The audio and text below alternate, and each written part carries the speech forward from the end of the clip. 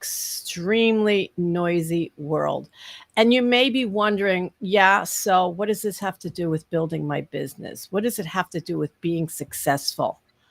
Well, I invite you to stay listening to this episode of Make It Click. And you're going to find out how delving into the sounds around you and changing what goes into your body, into your ears, into your brain can help you. Well, I'm not going to tell you what it can help you do. Hi, I'm Christine Rothdeutsch, and I'm host of Make It Click. And my guest today is Joanna Grace. She is a sound healer and a music teacher. Welcome to the show, Joanna. Thank you for having me here. So, Joanna, um, you know, this show is to help business owners in their business. As I said in my introduction, people are like, yeah, and what does sound have to do with business? And I think this is one of those areas that isn't given enough attention to.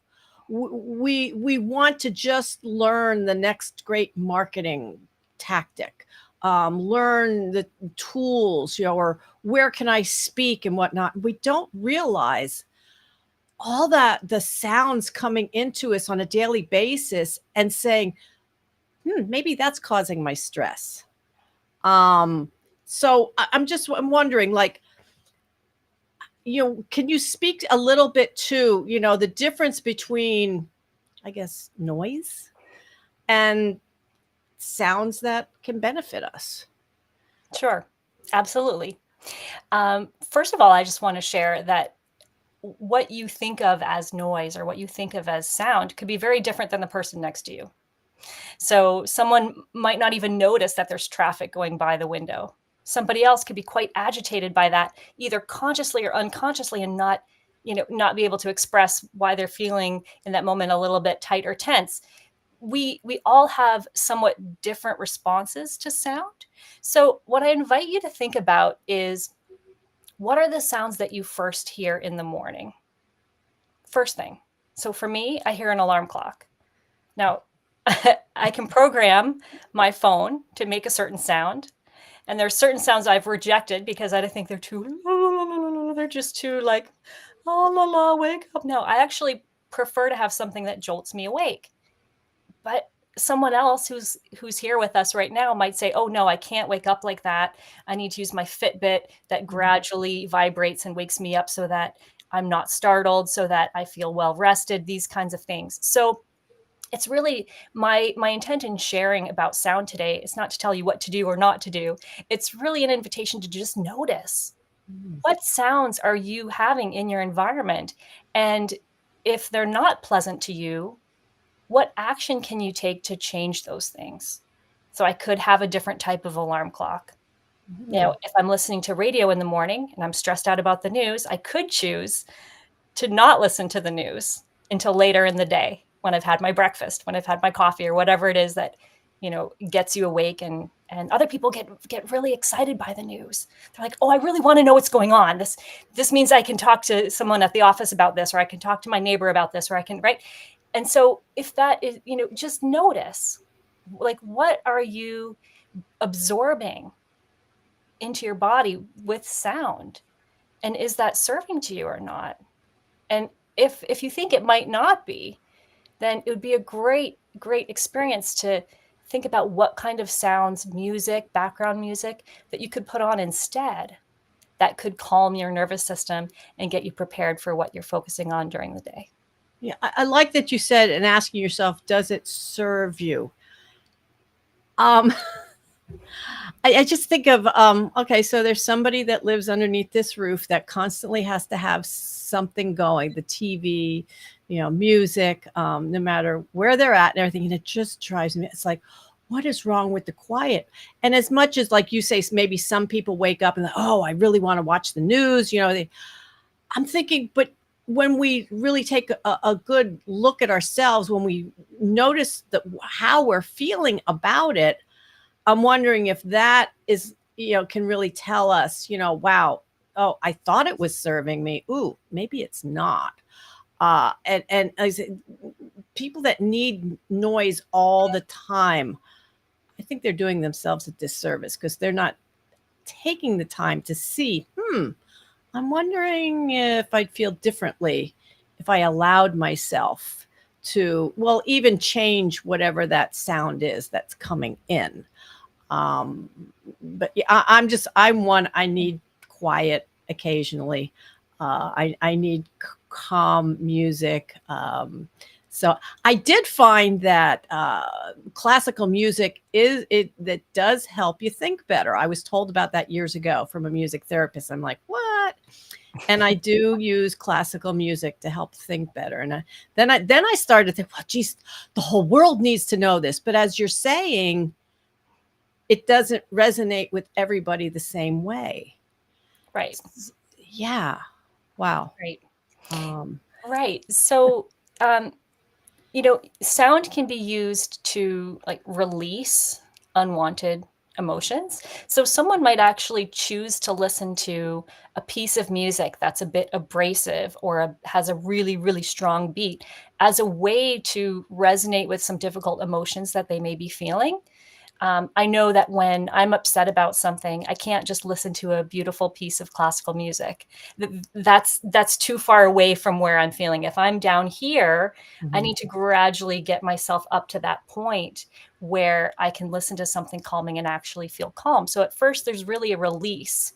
So if you're feeling stressed and overwhelmed, you might not want to listen to something that's lovely and easy listening or what have you. You might want to listen to something doom, doom, doom, doom, and kind of feel into that with your emotions.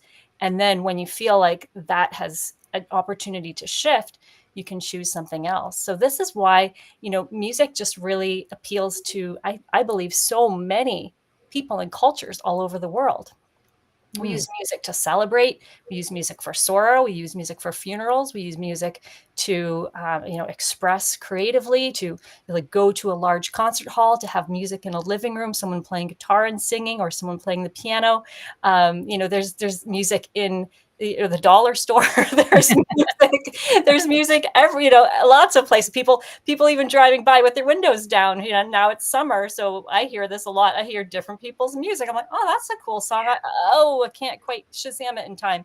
And then other songs, I'm like, oh, not my style, not my style. Why is it so loud?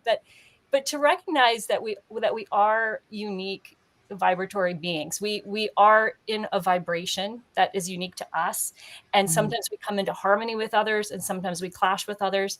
And it's kind of like that when we listen to music as well. Sometimes we don't even notice it's there, and other mm. times it's like, oh gosh, I really wish someone would turn that off. Or I wish I could change it to this instead. I wonder if they'll notice, that kind of thing. So I think it's important to, especially with stress and overwhelm, there can also be this sound of the inner voice of like, oh, I should have done this, or oh, I can't believe this happened.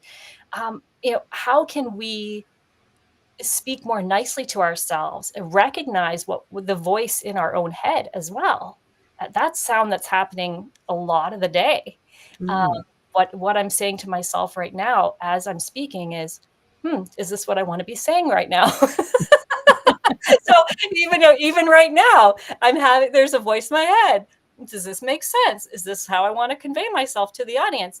And the ways that we can be more kind and loving to ourselves in our own heads are also important for our own health and wellness throughout the day as we run our businesses, as we make decisions. How can we get ourselves to that calm point, with the sound of our voice as well as external sounds that we can control. Yeah. So where do we start in trying to figure if we determine that this sound or what the sounds I'm getting throughout the day, oh, they're causing me stress.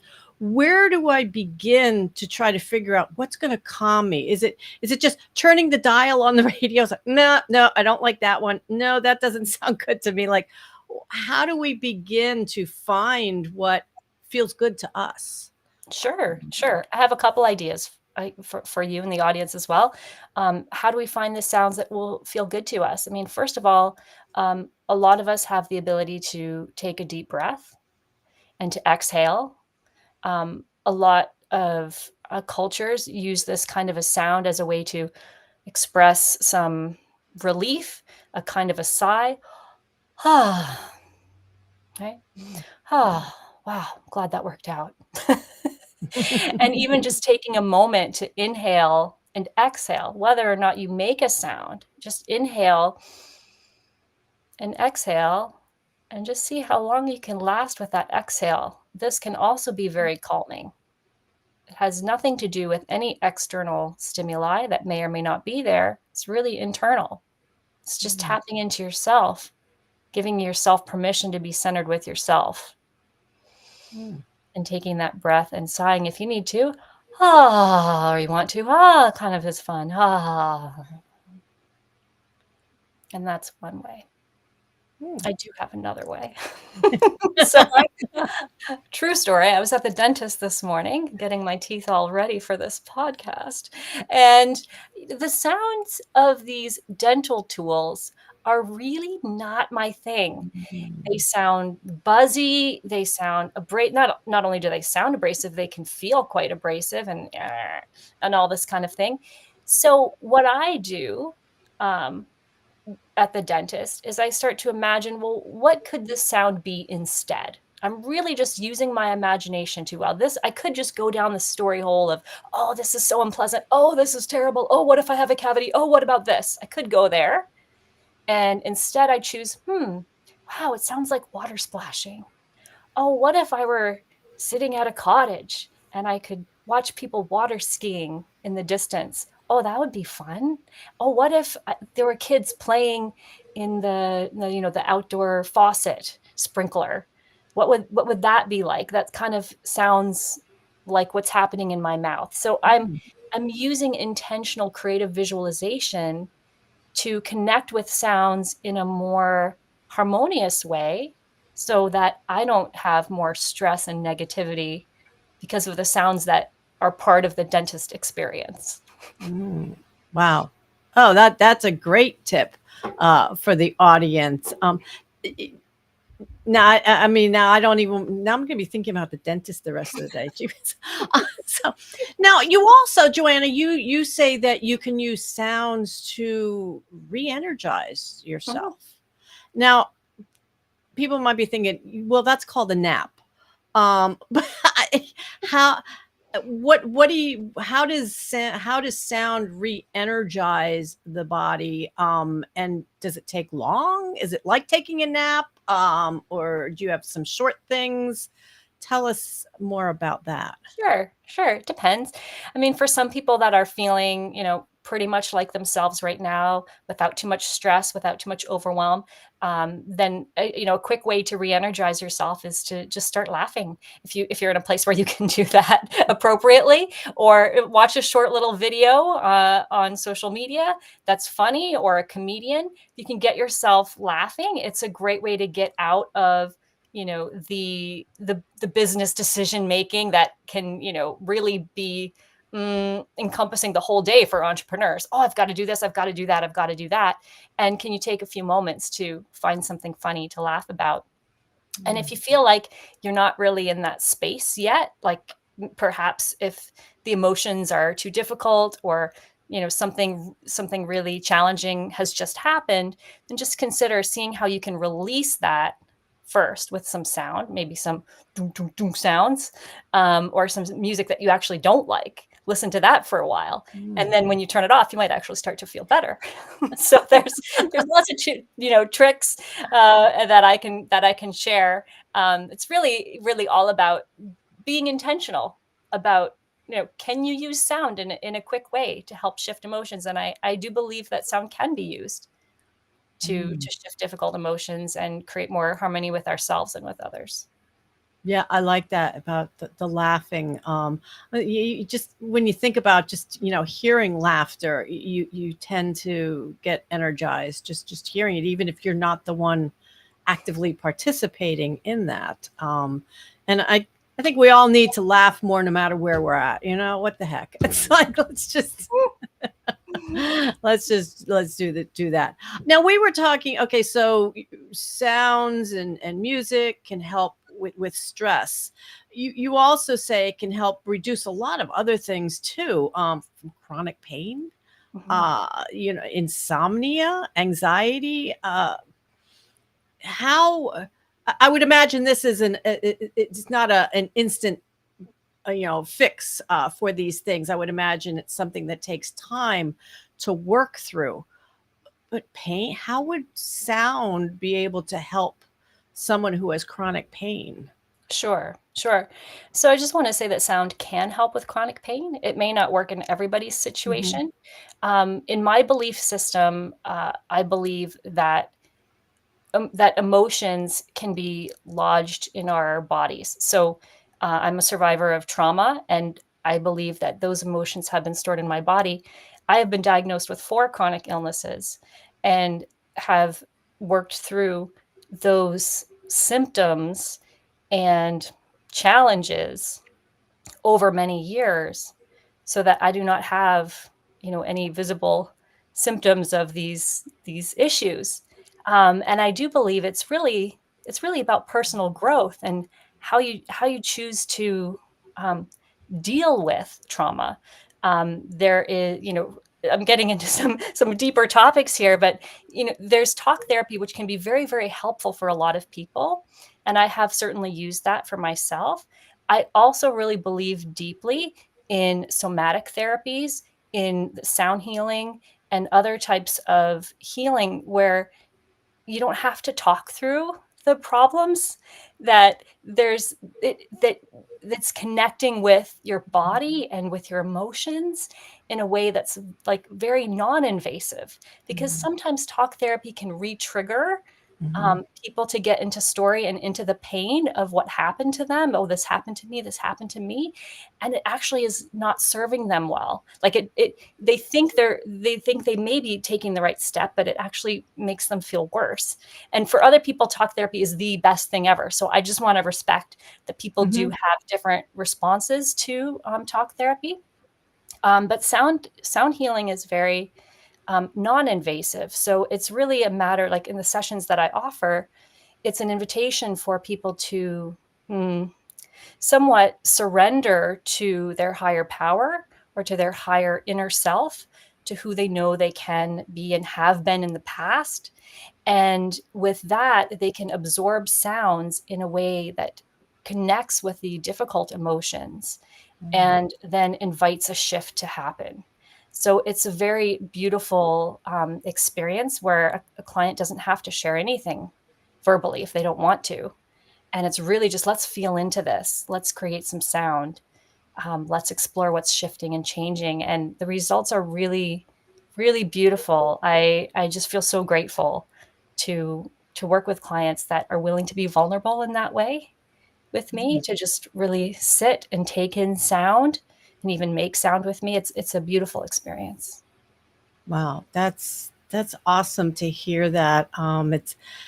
It's so many alternatives out there. I hope that our audience has liked what they've heard today and gained some knowledge about this area to help them with their stress, anxiety, whatever is going on. So, Joanna, if our audience has liked what they heard today, how can they get in touch with you? The best way to get in touch with me is to go to my website, which is soundhealingenergy.ca for Canada. I am in Toronto. And you can scroll down. There's a little place, a little teeny place, you got to look for it, to get a free audio, which is Calm Your Mind in 5 minutes. I suggest you start there and listen to that. Take 5 minutes, turn off your devices, just listen to that for 5 minutes and see if it speaks to you, see if it matters to you what you're hearing. If you prefer to have a conversation with me, there's a way to book a 30-minute free call with me. I'd be happy to discuss your situation and see if sound healing might be helpful for you. Well, again, yeah, I really, this has been a very enlightening conversation for me because it's an area I have never even thought about. I mean, as I look back, it's like, well, I feel better when I'm listening to XYZ versus this thing. It's like, oh, well, this, makes sense now. But So before we go, though, Joanna, I do want to ask you one last question, and that is about you and your business as a sound healer, as a music teacher. And I'm wondering what comes to mind if I ask you, something that made it click for you in your business, something that maybe you learned as a business owner. We all know when we come into these things from having been at a job or not doing, not being a business owner, it's so different. Is there something that comes to mind that you can say, oh my goodness, this is what has helped make it click for me in my business? Hmm. There's kind of two things that are coming up. Um, First thing is really trusting myself. And, that's been a process, and I still sometimes doubt myself. Am I doing the right thing? Am I focusing on the right thing? Sound has helped me trust myself more, by sitting with myself and being with sounds that are comfortable for me, by making sounds. I feel more connected to higher vibrational aspects of myself rather than feeling a victim of circumstance. So, trusting myself and making sound has been helpful. I also would say that, I look at my clients as equal collaborators. There was definitely a shift at some point in my career where I stopped being so much agenda focused on, oh, I know what's going to help this person. I'm going to Mhm. go through this checklist, and these are all the things that I do for somebody, or these are all the ways I can help somebody. And I've really shifted completely out of that, and realized that I have a lot of tools in my toolkit. There's a lot of ways I can help people, and what's most important is to recognize that each person that comes to work with me is a unique person who has unique life experiences, unique challenges. They have different priorities than what mine are. They have, different personalities than mine. And that it's really the most respectful way for me to work with people is to realize that they are equal collaborators with me. Mm. That together, if I understand them and they understand me, we can create something together that's of the greatest value. Well, both of those tips are very good ideas. Thank you so much for that, Joanna, and thank you for all this information about using sound to help us to de-stress and actually have successful businesses and lives, of course. Thank you so much, Joanna, for being on Make It Click today.